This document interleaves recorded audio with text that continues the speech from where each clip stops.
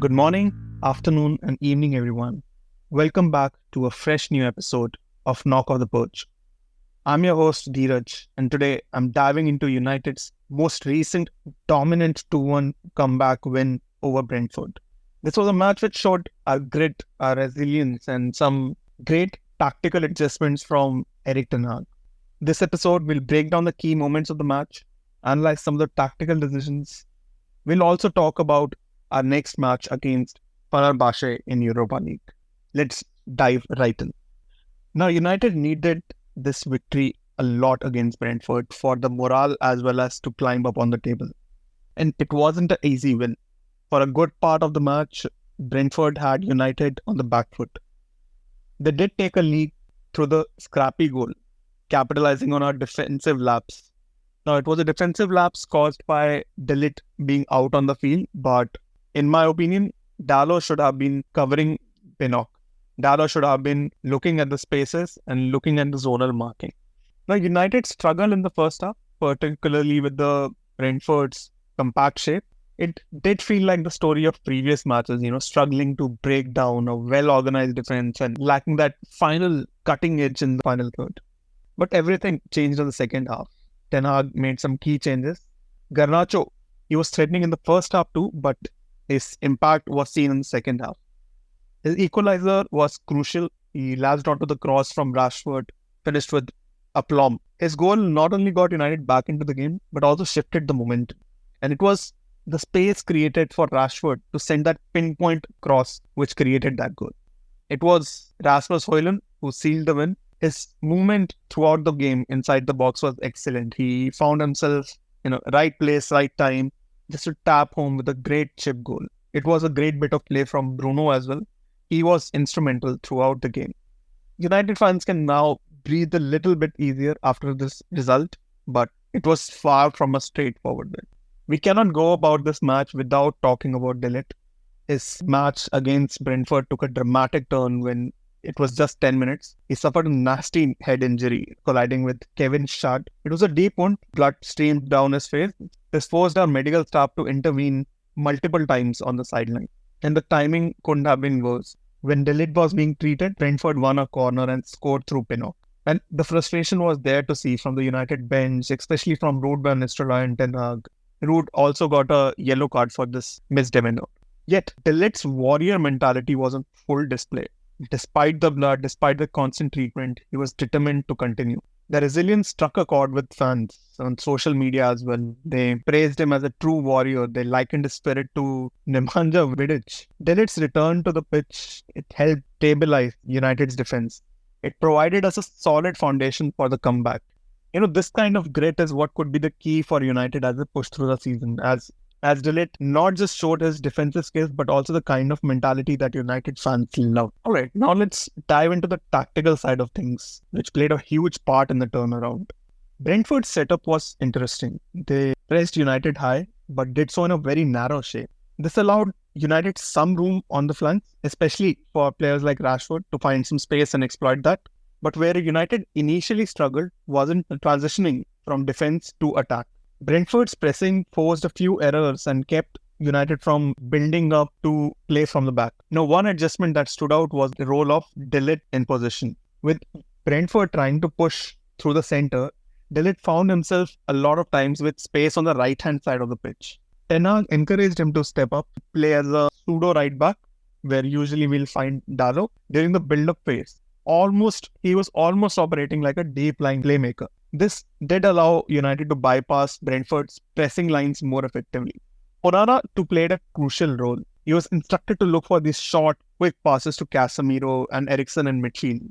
The idea was to drop Brentford's press towards Onana, creating space further up the pitch. It didn't always come off, but it showed that United were willing to take some risk to break the press and push higher up the field. Here we have to talk about the midfield. Bruno, Casemiro and Eriksen were at their brilliant best.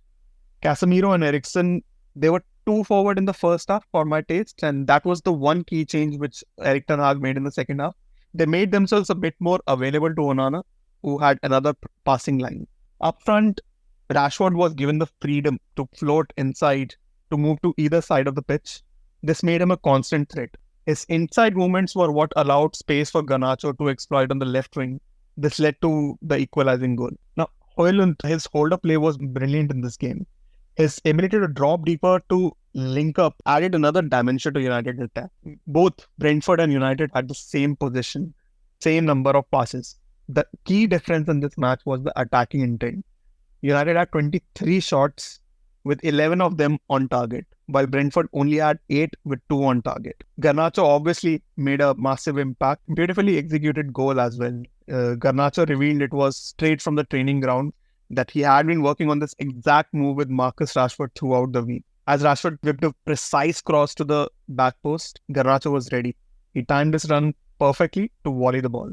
Garnacho did miss a couple of big chances in the first half, but again, his mentality never wavered. He came out with the same determination. His goals showed the United fans that he has that skill, he has that perseverance. So that's a breakdown of United's 2-1 win over Brentford. The next challenge is just around the corner as we head into the Europa League clash with Fenerbahçe. Stay tuned as we dive into the match preview, look into the key battles and discuss what United needs to keep the momentum going. So United's next challenge takes them to Istanbul to face Jose Mourinho's Fenerbahçe. Both the sides are looking to solidify their place in the competition. The stakes are high, especially as Mourinho takes on his former club. Now, United's recent Europe form has been quite shaky. We only have 1 win in the last 10 European fixtures. We have 2 draws this season. This run currently represents the longest winless streak in European competitions. For Ten Hag, the recent win against Brentford did provide some relief, yet it's a different test on Thursday. We know Bruno Fernandes is suspended after seeing red in the Porto game. On the other hand, Mourinho is also facing pressure.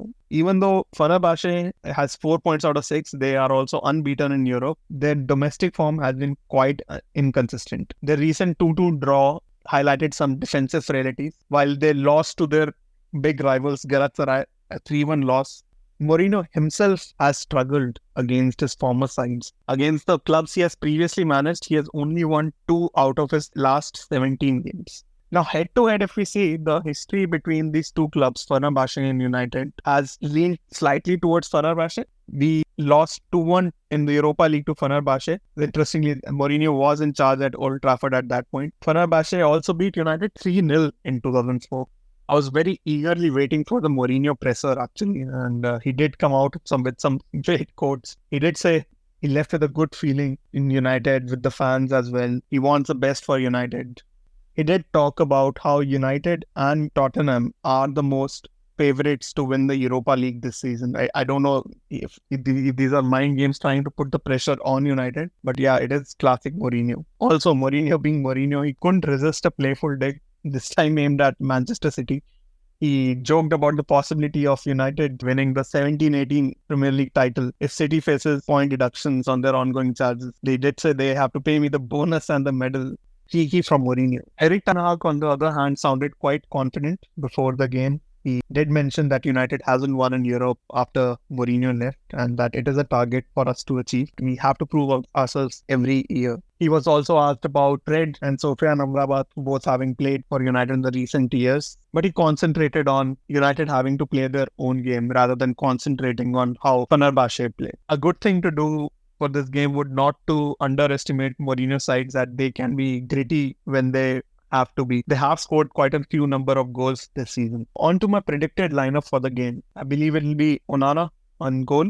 Our back 4 should be Mazurai, Dillit, Licha and Dalot, as both Maguire and Evans are facing some sort of knocks. Midfield, we don't have Bruno this game. I believe it will be Casemiro, Ugarte and Eriksen leading the charge. And up front, it should be Garnacho, Højlund and Rashford. Garnacho has cemented his place on the left wing. He was critical in the last game. Rashford too, in his free role, is flying right now. And Højlund will be key to break the Fenerbahçe defense. Key battle in this game will come up to the midfield. Both teams have depleted midfield. That being said, Amrabat and Fred would be very motivated to perform well against their previous club.